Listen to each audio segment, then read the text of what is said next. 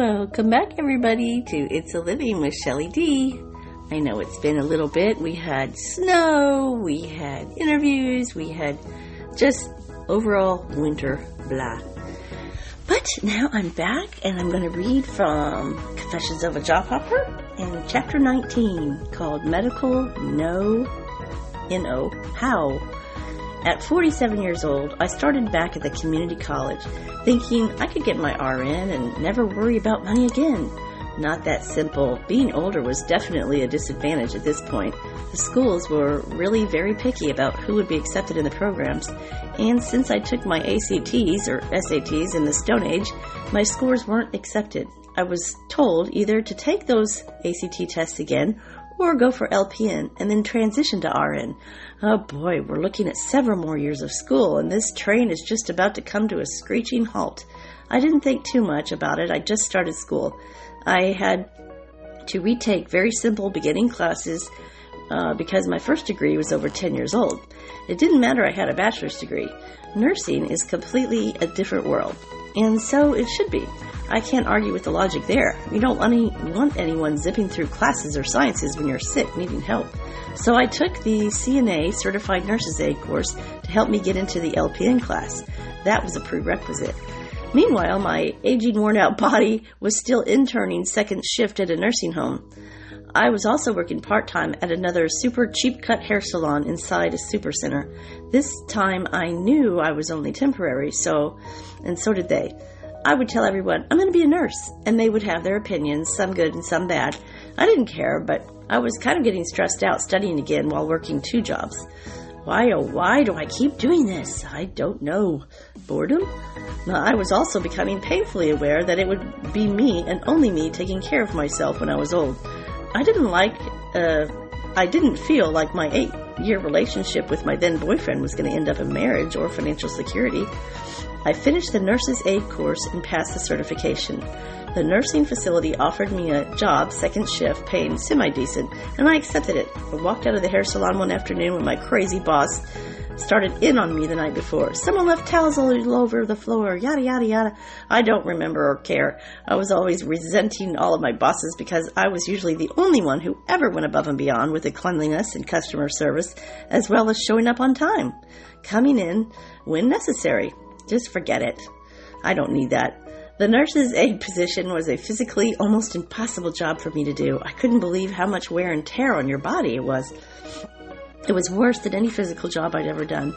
Within a month of working there, I totally lost my ability to fully turn my neck. My back was on fire. I knew this was not going to last. But the school had told me I only had to work for 6 months as a CNA before the LPN classes. When I went to reapply for the next semester, I had to attend a mandatory nursing student meeting.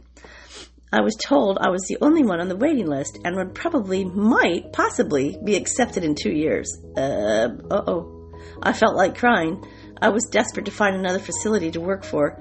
Not that one I currently was horrible. It was actually voted one of the best facilities to work for. But for me, 8 to 10 hours a night, lifting, rolling, wiping, feeding the aged and infirmed was really not my cup of tea. I was amazed at what the human body can contort into just from age and joint disease. The skin breakdowns were quite a sight to see as well. I would constantly think about these poor patients in their prime when they were at their healthiest.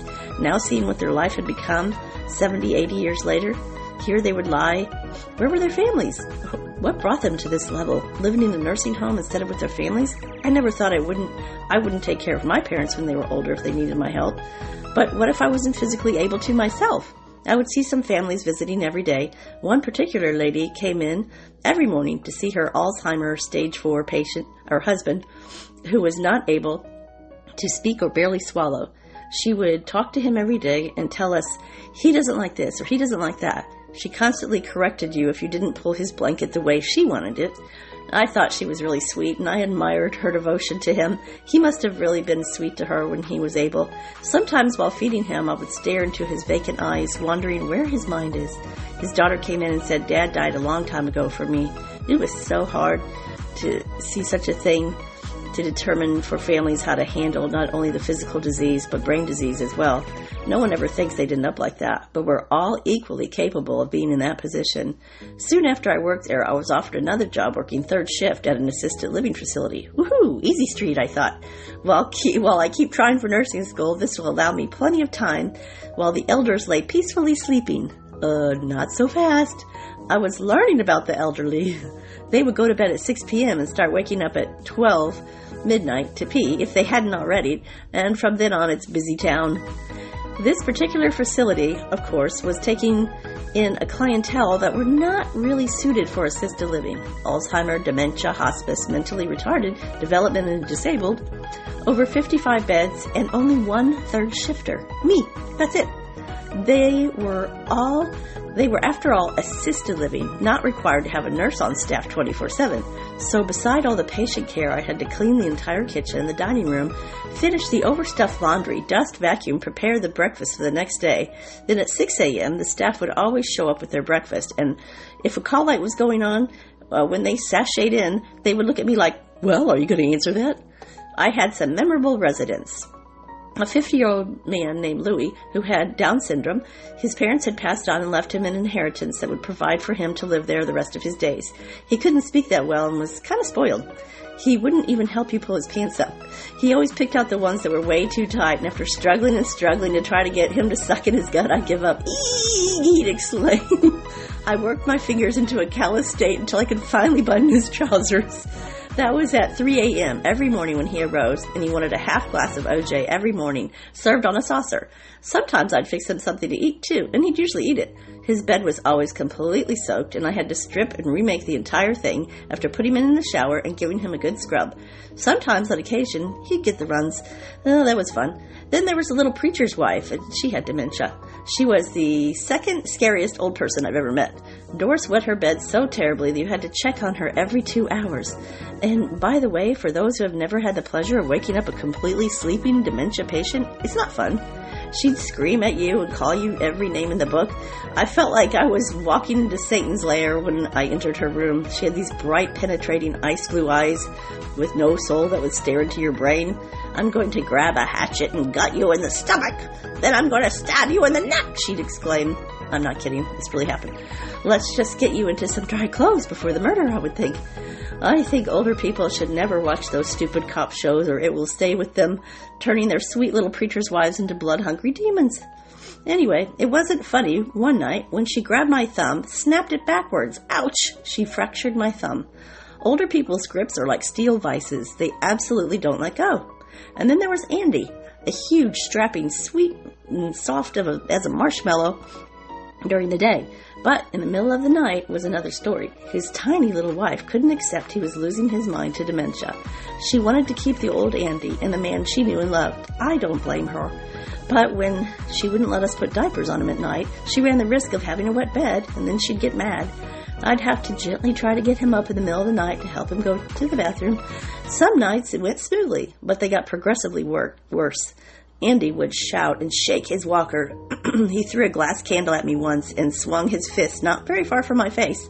I was afraid his little wife would get it one day.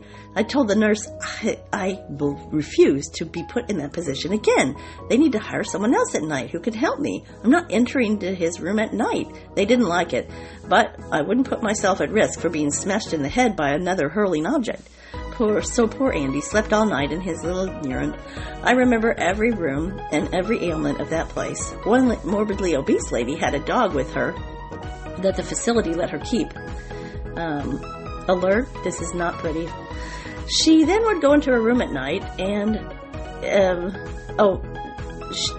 I would go into her room at night, and to change her diaper, but the dog had started to eat away at it. She would just lay there all night watching Nancy Grace. She didn't want to live anymore, but she didn't want to leave her mean little doggy. It would snap at me and bite at me when I tried to attend to its mommy. It was hard to get him off the bed, and when you did, he'd nip at your heels and bite you.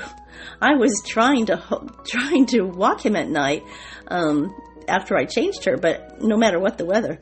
Working third shift was also kind of started to change my personality. I felt angry and on edge all the time, and I wanted to sleep all day. My boyfriend at the time let me sleep during the day at his house and woke me up when he would get home and make me dinner. I just always felt in a haze.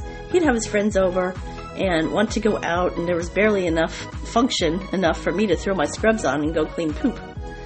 So I looked at the one ads. I applied for a fifth shift job as activities coordinator for a nursing home. I loved making the residents happy during the day and hugging them and playing with them. It was a dream come true. Then it was more like a nightmare. Again, giving all of yourself to a job just makes your coworkers angry when they are lazy asses. The activities director was a 24-year-old who didn't seem to even like or want to be there. The creepy administrator was terrible with the residents and the workers. He obviously was in it for the money, not to help the people.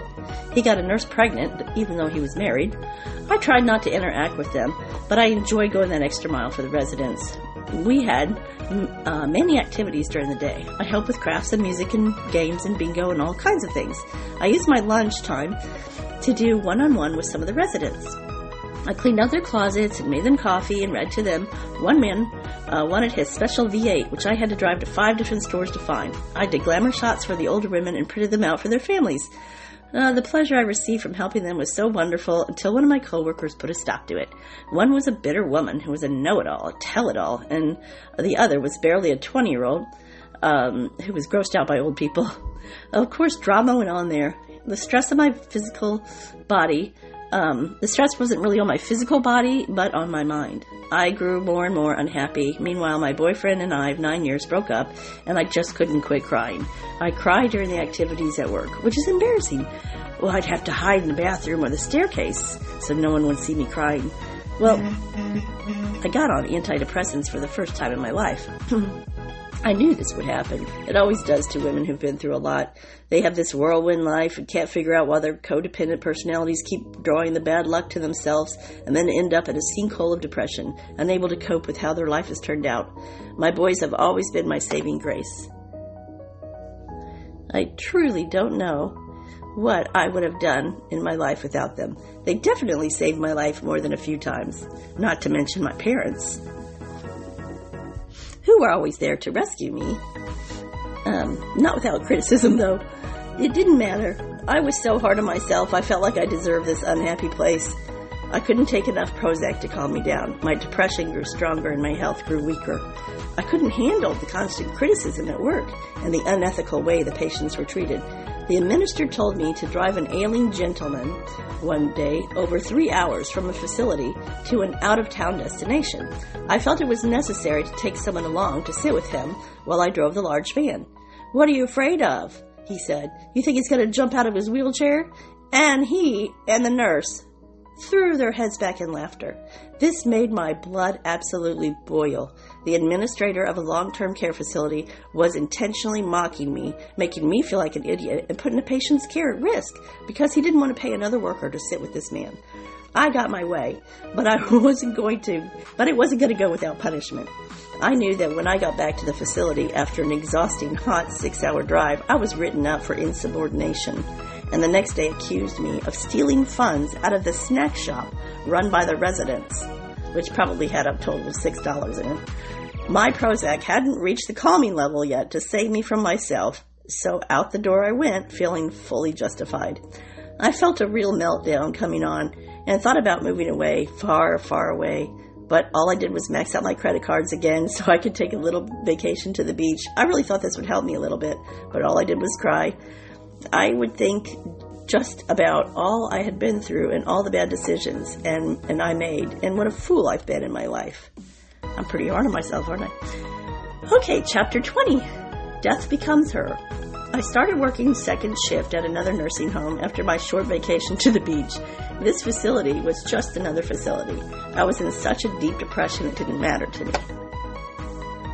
I worked a hallway by myself after following another girl for about 3 days. It had about 16 people in it. It was easier than the assisted living place, and all I had to do was keep them clean and fed. My hallway was full of bariatric patients, overweight, obese patients, who put themselves there because of bad decisions. I liked my residents, but it was very hard work. After coming home one night and crying uncontrollably from the stress and exhaustion, my sweet son said, "Mom, you need to start writing about this." Back in those days, we didn't really have, podcasts or anything. So he said, he set up a little blog spot for me, and I started writing. Here are some excerpts from my blog. I thought it's just easier to write them, keep them in this form instead of rewriting them. The first was called Welcome to My World. However you came about my blog, there isn't one thing you haven't realized. Inside this blog are details of my workday. But unlike 9-to-5ers who work in cookie-cutter office spaces, answering to overweight sexist bosses with bad ties, who obviously have an intelligence deficiency, I have a job that would make most grown men buckle at the thought of. What I do is take care of people, really old or sick people, who honestly wouldn't be alive without the help we give them. I wipe their butts, clean their catheter tubes, squeeze pus-filled boils, wash the oozing mass leaks from the folds of fat of morbidly obese 41-year-old professional worker. I wash the body of old men who have seen better years and who won't see many more, and other normal tasks of the medical field occupation. The best part of my job is the people. The best part of these people are just... I think I read that wrong. The best part is these people are just regular people who once had parents, families, jobs, children's houses, mortgages, problems, love lives, and stories. Oh, the stories. What I do is take care of you in the future. If you're lucky enough to find this blog and lucky enough to live long enough, you may find your future on these pages and what could happen to you. It's an amazing job, and I do love it, even with all the bloody body leakage, psychotic fits, dementia stories of people who can't tell a husband from a social worker. Making people clean and happy, comfortable and healthy makes it all worthwhile. So sit back and relax, grab a trash can, and prepare to vomit. So the first little part was called Button Cheese Sandwich. B-U-T-T-O-N, Button Cheese Sandwich. Here I am again, coming home from second shift, this faint smell of urine still on my clothes. I washed and changed the diapers and emptied the catheters of so many tonight. Maybe I accidentally splashed some on my clothes, or it could have been from the 97-year-old I gave the bed bath to. It looked like he hadn't really been washed properly for a while. He was such a sweet guy the whole night, until one of the nurses and I tried to put on his hand brace. Due to major arthritis and frozen-looking joints, the poor old guy seemed to really be in pain when we tried to gently open his hand. He screamed and swinging his contracted arms in the air. He clocked me a couple times, but it didn't really hurt. I took the chubby lady down the hall to the shower tonight. She gets one every night. I can't understand why some get washed less often. In my opinion, wouldn't you feel really gross if you pooped and peed in your pants every day and didn't get a shower but once or twice a week? Chubbs, who I affectionately call her, has really grown on me. She resembles a rabbit with only 2 front teeth left. She has problems with boils and cysts forming and can barely even raise herself up from the chair. Her scalp has a tremendous problem with psoriasis and dry scalp that I tend to by scraping away the scabbing. Over the past couple of months, I've really gotten it under control. At first, it was so terrible that you couldn't even take a comb through her hair, and the smell was like something had died and rotted. Chubbs had a great sense of humor and basically sits in her room most of the time watching SpongeBob. Her laugh is better than any really deep-gutted laughter I've ever heard. She might be a bit slow or some kind of special thinker, but I have fun with her. What gets on some people's nerves, I have fun with. She talks like a 5-year-old, but I love entering into her world. Every day in the shower, she reminds me, "Don't forget to wash my ass," loudly. In fact, her choice of words start with F or GD. Poor thing. I used humor to try to redirect her behavior and have her laughing instead of swearing. "Don't forget to wash my..." Chubb started. I know. Wash your butt." Hoping the choice of words she can grow to use. I told her from now on, I'm going to start calling your butt baloney. I watched her puzzled face. "Huh?" she said. "Yeah, then we'll call your late night sandwich butt and cheese." She laughed and laughed so hard until she almost slipped off her shower chair. I began washing and she laughed through the entire shower. Then coming out of the shower room, she announces to the nurse, "I want a butt and cheese sandwich for my snack tonight." The nurse looks puzzled over at me. "What's a butt and cheese?" Something I've noticed with the developmentally disabled people, as they are labeled, is that they have the best sense of humor ever. I finally can find the laughter I was so longing for. I have to go take a shower now, and the urine smell is really starting to get to me. Tomorrow I think I'll have 3 showers to give, plus chubs. We'll see if she remembers the button cheese joke. I can read one more, too, from this blog. Karma, karma, cough, cough. Be careful what you do and how you treat others in life. Boy, does it come back to you, or maybe you will find yourself in a situation by no fault of your own. It's just how life worked out for you. Regardless, none of us really know what will happen to us as our bodies age, or maybe we will take on an illness. Who will take care of you? Who will leave it to a stranger? Or who will have someone in your life that is so devoted and able to take care of you? I am constantly amazed at who comes into our nursing facility to visit. Some people haven't had a visitor in years. Years! It's incredible. I'm sure they've had some family at some point, or kids. Where are they? I've learned not to be judgmental to others. We really never know the full circumstances. 2 older men I take care of are actually really not that old. Their situations are due to the abuse of their own bodies. One a hard-living, hard-smoking, long-time hardhead, the other morbidly obese. Bob and Rob, I'll call them. They seem to be friends of sorts, both hard of hearing and yell everything to you. Both of them are die-hard sports fans and have 2 televisions and 1 radio on at all times at full blast. When entering into the room, I can't even tell them why I'm there. I once tried to mute the television and Rob blasted me with, "The ball game is on!" Oh boy. I had to give Rob a bath tonight. He never leaves his bed. Only once did I see him up, and it took 6 people to transfer him back to his bed. He's bariatric. His skin was as tough as an elephant's hide, and there are parts of him, well, let's just say, I'm really not sure what I'm looking at. His catheter tube is through his stomach area, not the penis like other men. In fact, I don't really even think he has a penis. I'm really trying to be kind, but when I have to wash him, there are so many skin folds, you really have to pull back and push aside into the crevices. The poor guy seems to be nice, but I just wonder how he's dealing mentally with someone pushing and wiping all his parts while he lies there stark naked and stares at the ceiling. I try to engage in funny conversation while avoiding eye contact, but his hard of hearing and extremely loud technology around makes it impossible to communicate. Bob, I heard, was once married, but his wife divorced him as soon as his health started failing. Failing! From the story I was told, he was kind of meany to her. His son doesn't come because he was apparently not there for the kid.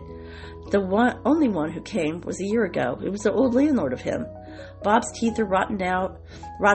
One of his legs have been amputated. He had a stroke, which makes his hands form like claws. He can't even remember the names of words when he tries to ask me for a soda. He says, "I want and I have to go around and pointing to different things until he says, yeah. The poor guy only gets changed 3 or 4 times a day, once every shift. It is too difficult to transfer him from the bed to change his diaper, so he basically sits in his bodily fluid solids for a good 6 to 8 hours. He doesn't care. He just keeps asking to smoke. He'll put his hands to his lips, dying for the next cigarette. We got him an electronic cigarette, but he acted like it's not helping. He's allowed to smoke 4 times a day, and he'll only smoke 3 to 4 cigarettes. And he'll smoke 3 to 4 cigarettes in a 40-minute period. I guess the moral of this lesson that I learned today was take care of yourself because you really don't know who will be there for you. Try not to let your body be devastated from the lack of care by your own fault. Don't hurry illness along. Be kind to your family and friends so one day you can have a visitor when you're old. And don't throw love away. If someone loves you, hold on to that and cherish it forever. Love is not around every corner, so respect it and yourself as well. Good night, sleep tight, and don't smoke. I'm going to stop there. I've got some more, which I kind of forgot about these because it's been a while since I've actually read this, so pretty interesting to relive it. All right, well, I'm going to say goodbye for now, and you all have a wonderful life.